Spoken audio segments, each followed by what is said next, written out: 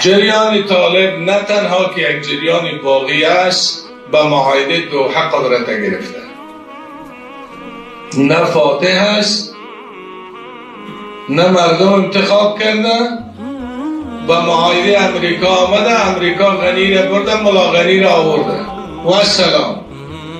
او پیسه را با یک شکل به اونا میداد، با شکل بسیار با سهولت آسان به اینا میده. همون تعامل امریکا با اونا بود، همین تعامل با اینا است. ملت مسلمان کلش در برابر شما استاده است. این ملت کلش باقی نیست. 7 میلیون از قلمرو شما مهاجر شده.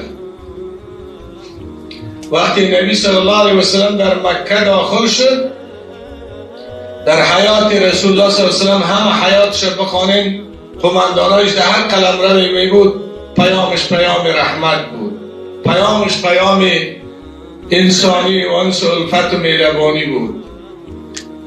از شما زن فرار میکنن، طفل فرار میکنن، موی سفید فرار میکنن، دانشجو فرار میکنن، مکتبی فرار میکنن، مجاهد فرار میکنن. فلهذا ما باقی نیستیم. از روز اول باقی بودیم، به هزارها دلیل باقی هستیم. امروز هم باقی هستیم، غاصب هستیم، هنوز اهل نفاق و شرارت و ظلم هستیم. برای امت، برای ملت اهانت نکنیم.